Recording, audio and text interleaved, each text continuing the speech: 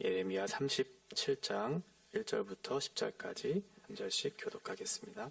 요시아의 아들 시드기야가 여호야김의 아들 고니야의 뒤를 이어 왕이 되었으니 이는 바벨론의 느부갓네살 왕이 그를 유다 땅의 왕으로 삼음이었더라. 그와 그의 신하와 그의 땅 백성이 여호와께서 선지자 예레미야에게 하신 말씀을 듣지 아니하니라. 시드기야 왕이 셀레미야의 아들 여호갈과 마아세야의 아들 제사장 스바냐를 선지자 예레미야에게 보내 청하되 너는 우리를 위하여 우리 하나님 여호와께 기도하라 하였으니 그때 예레미야가 갇히지 아니하였으므로 백성 가운데 출입하는 중이었더라. 바로의 군대가 애굽에서 나오매 예루살렘을 에워쌌던 갈대아인이 그 소문을 듣고 예루살렘에서 떠났더라.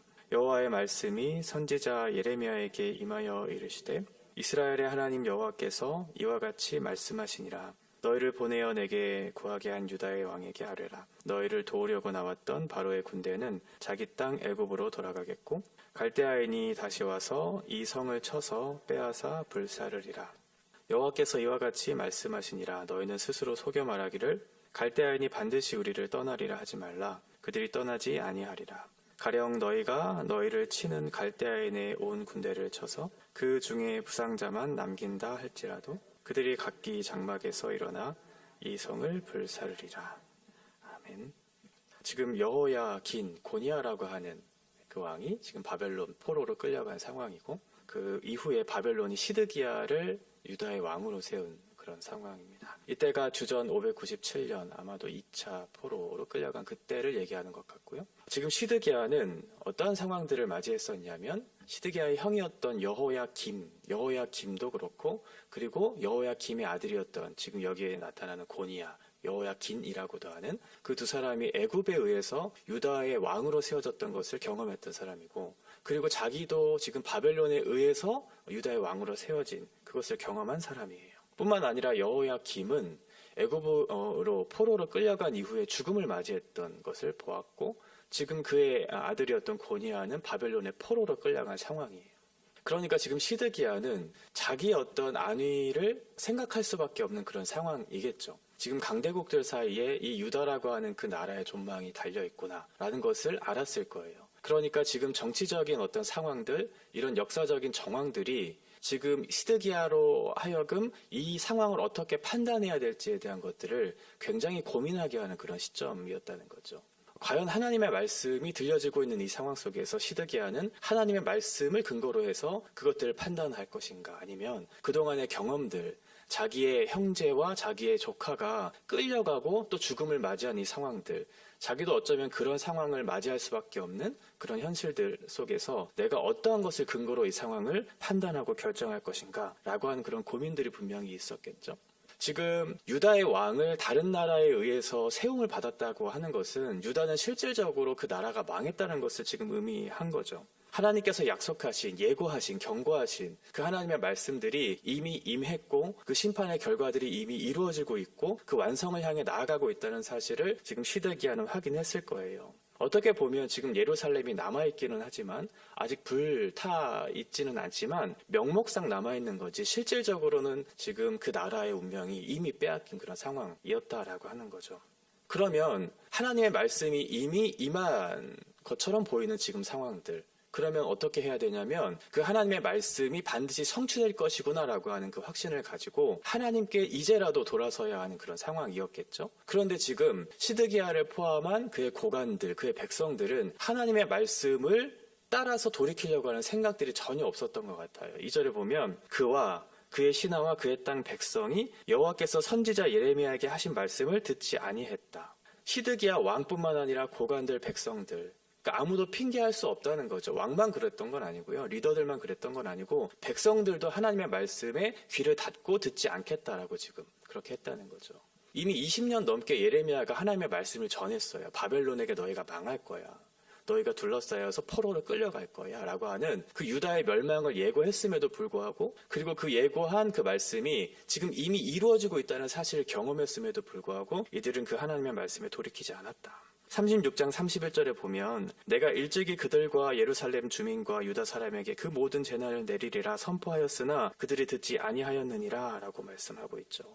아무도 하나님의 말씀을 듣지 않았다는 거예요.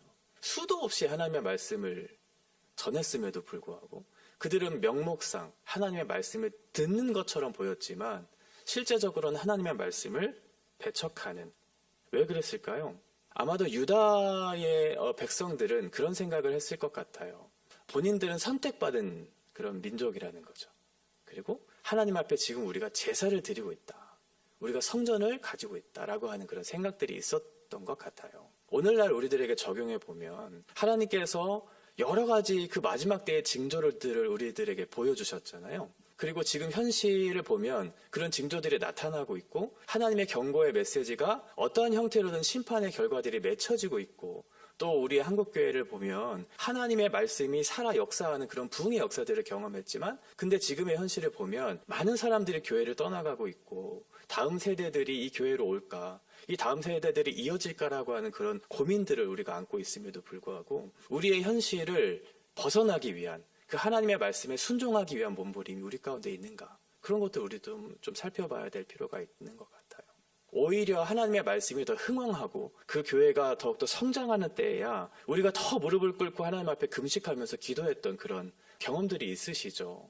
그런데 지금의 위기를 우리가 생각해 본다면 그때보다 더 하나님 앞에 무릎을 꿇고 기도하고 또 금식하면서 그 다음 세대들을 세워달라고 하는 그런 간절한 부르짖음이 있어야 할 이때에 오히려 우리에게 있는 것은 거짓 평안, 하나님께서 이 교회를 망하게 하지 않으실 거야 라고 하는 그런 평안들이 우리 가운데 있지는 않나 라고 하는 그런 생각들이 들어요.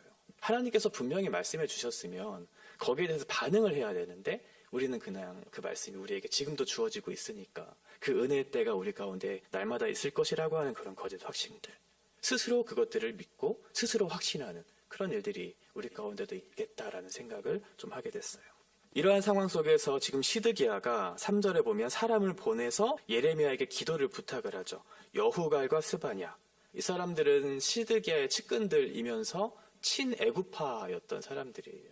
그러니까 지금 시드기야 왕도 그렇고 지금 측근들도 그렇고 당시의 강대국들의 어떤 의존하려고 하는 그런 마음들이 있었다라고 하는 것을 우리가 추측해 볼 수 있죠. 그리고 실제적으로 그 강대국들 사이에서 껴서 그 유다의 나라의 운명들이 움직이고 있다는 사실을 경험했기 때문에 아마도 지금 시드기야의 입장에서 보면 이 상황들을 하나하나 살펴가면서 이 상황들이 우리에게 유리한 쪽으로 좀 왔을 때 비로소 하나님의 뜻에 내가 순종하겠다라고 하는 그런 어떤 판단들을 하고 있지 않았나라는 생각을 해요.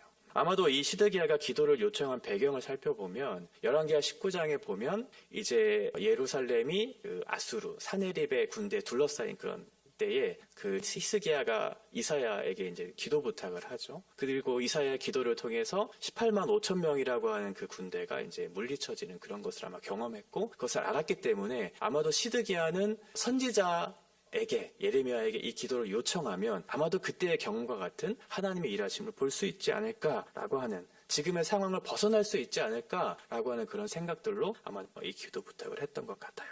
그 사람을 보낼 때 상황이 어떠했는가 보면 4절과 5절에 나타나고 있는데 예레미야가 아직 갇혀있지 않을 때 선지자가 그 활동을 할 때라고 얘기하고 있고, 애굽이 유다를 도와주기 위해서 그 애굽 바로 군대가 그 예루살렘으로 떠났다라고 하는 그 소식이 들려졌을 때, 그리고 그 소식을 듣고 바벨론 군대가 유다를 에워쌌던 그 바벨론 군대가 퇴각한 그런 상황 속에서 지금 기도를 요청하고 있다라고 그렇게 얘기하고 있어요. 그러니까 지금 시드기야의 입장에서 보면 그런 상황들을 다 배제하고 하나님 앞에 먼저 그 뜻을 구했다기보다는 지금의 상황이 우리에게 유리한 쪽으로 흘러가고 있구나라는 것을 보면서 지금 기도 요청을 했다는 거죠. 애굽이라고 하는 강대국, 우리를 도울 수 있는 그 강대국이 우리를 돕기 위해서 출발했다. 그리고 그 소식을 듣고 바벨론의 군대가 퇴각했다. 그러면 지금 애굽을 움직이고 있는 이 역사적인 정황들, 그동안 우리가 경험했던 그런 사실들을 근거로 해서 아마도 지금 바벨론에 의해서 우리 유다는 망하지 않을 거야라고 하는 그런 확신들이 있었겠죠. 스스로 그런 확신들을 가지고 있었을 것이라고 하는 거예요. 이 희망적인 상황들이 일어나고 있었기 때문에 지금 시드기야는 이 현실을 벗어날 것이라고 하는 그런 생각들을 가지고 있었겠죠. 경험적인 판단들을 가지고 위기를 모면하려고 했던 거예요.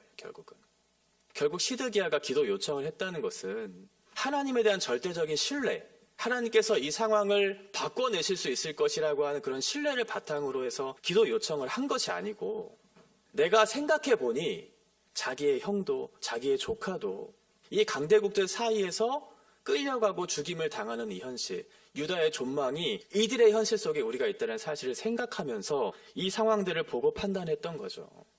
그리고 애굽이 실제로 우리를 돕고 또 바벨론이 퇴각하는 모습을 보니까 이제는 됐구나 라고 하는 생각을 가지고 지금 기도 요청을 했다는 거예요.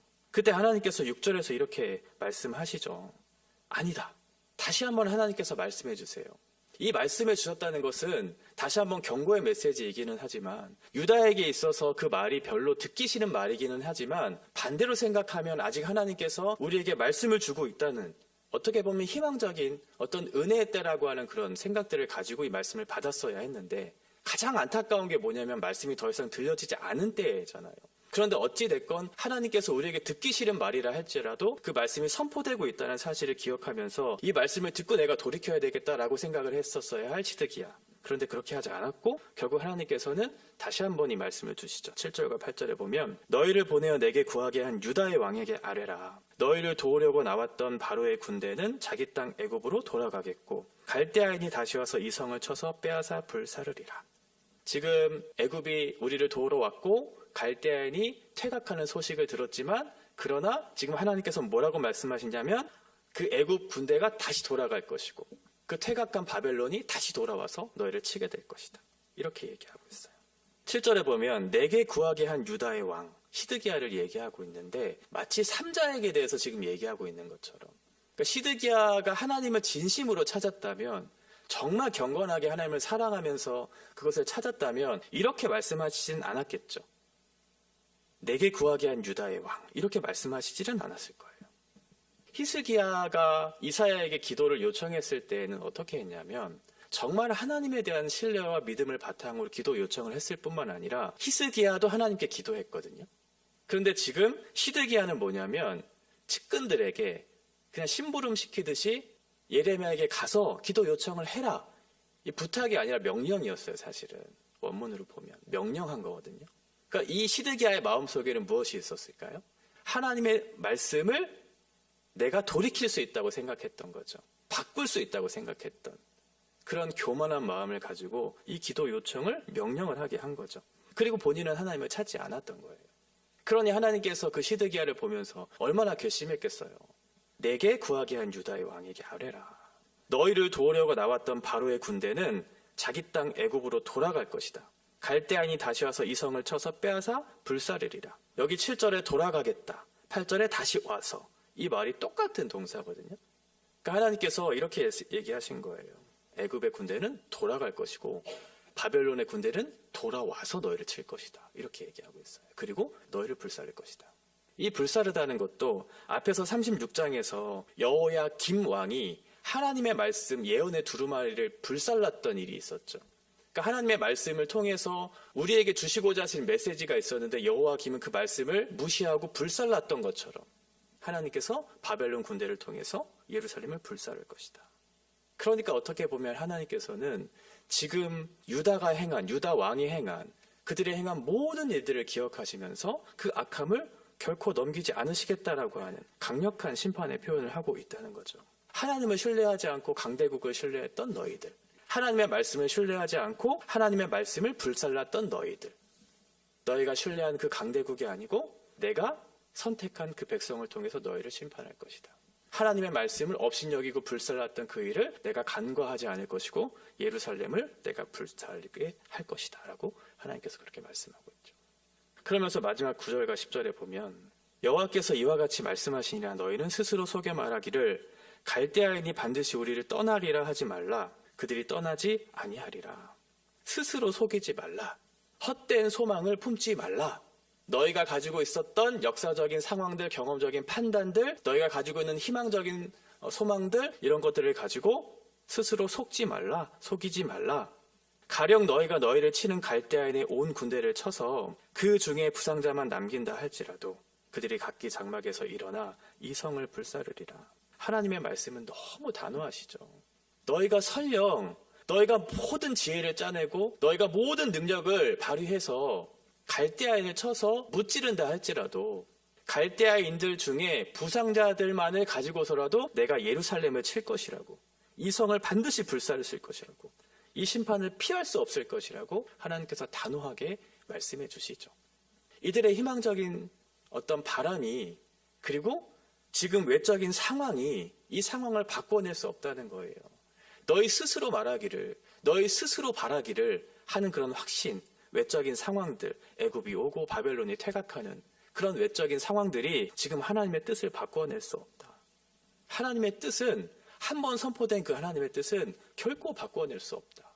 이렇게 얘기하는 거죠. 그런데 시드기야는 하나님의 뜻을 기도로 바꿔내려고 하는 시도를 했던 거예요. 기도는 우리가 원하는 바람을 아르는 것이 아니잖아요. 그 기도는 하나님의 말씀을 근거로 해서 하는 거거든요. 하나님의 뜻이 이러하니까 하나님의 뜻이 이렇게 되기를 바랍니다라고 하는 것이 기도이지, 하나님의 뜻은 이런데 저는 이런 생각을 가지고 있어서 이런 바람을 가지고 있어요 라고 그렇게 기도하는 것은 하나님께서 기뻐하시는 기도가 아니죠. 말씀을 근거로 해야 그 말씀이 이루어지는 거죠. 하나님의 말씀은 가져낼 수 있는 것이 아니죠. 우리가 하나님의 말씀을 가리우고 불태우고 우리가 스스로 그 말씀을 가둔다고 해서 그 말씀이 가두어지고 없어지는 것은 아니에요. 사도 바울이 빌립보 교회에서 하나님의 복음을 전하다가 감옥에 갇히는 일들이 일어나잖아요. 그래서 많은 사람들이 절망해요.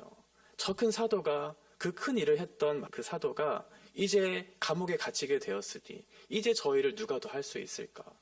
그리고 함께 복음을 전했던 수많은 사람들이 그 사도 바울의 모습을 보면서 두려워했겠죠. 나도 복음을 전하면 저와 같이 감옥에 갇히게 될 수도 있겠구나. 그러면 곧 죽음을 의미하는 것이었거든요. 그러면 더 이상 많은 사람들이 복음을 전하면 안 되잖아요. 그런데 어떠한 일이 일어났냐면 오히려 복음의 진보가 일어나는 일들이 일어나요.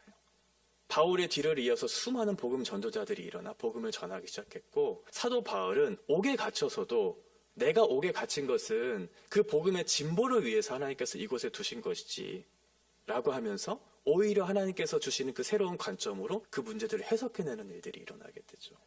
하나님의 말씀을 전하는 사람들을 가둘 수는 있지만 그 말씀은 가두어지지 않죠. 마찬가지로 하나님께서 우리에게 말씀해 주셨으면 그 말씀은 우리가 가리워낼 수 있고 불태울 수 있고 갇힐 수 있는 것이 아니에요. 우리의 뜻과 우리의 바람과 또 역사적인 정황들과 경험들이 하나님의 뜻을 바꿔낼 수 있는 것이 아니라는 거예요. 하나님은 당신의 뜻에 합당한 말씀을 또 그 행동을 반드시 이루실 것이기 때문에 그렇죠. 하나님을 조종하려는 시도인가, 또 하나님을 가다 두려고 하는 그런 시도들을 버리고 말씀 앞에 우리를 점검하고 회개하고 돌아와야 소망이 있다. 하나님께서 왜 우리에게 그런 말씀을 하고 계실까요? 결국은 궁극적으로 그 유다의 회복, 그리고 이 말씀을 듣는 우리들의 회복을 위한 것이죠. 너희들이 하나님의 말씀을 듣고 우리를 바르게 점검해서 하나님께로 돌아와야 비로소 너희가 그 심판을 피할 수 있고 나와 함께 영원히 그 나라에서 속할 수 있는 백성임을 깨닫고 돌아오게 하실 텐데, 영적인 회복을 주실 수 있을 텐데, 그런 회복에 하나님의 마음을 담지 못하고 오히려 그 뜻을 부정하려고 하고 피하려고 하고 없애려고 하는 그런 시도들을 하게 된다면 오히려 하나님의 심판을 피할 수 없다. 시드기야와 같이 내가 가지고 있는 스스로 믿는 확신이나 아니면 주변의 역사적인 상황들이 우리의 현실을 반영하고 우리의 현실을 바꿔내는 것이 아니고 하나님께서 우리에게 말씀하시는 것, 그것이 하나님의 뜻인가 아닌가 여부를 우리가 확인하고 그 뜻이 명확해지면 우리가 그 말씀에 순종할 것인가 순종하지 않을 것인가에 대한 그것에 우리의 마음을 두어야 하나님의 뜻에 바르게 순종했을 때 비로소 하나님께서 우리에게 주시는 은혜를 경험할 수 있겠죠. 우리에게도 이러한 어려운 현실들이 있을 거라고 생각해요.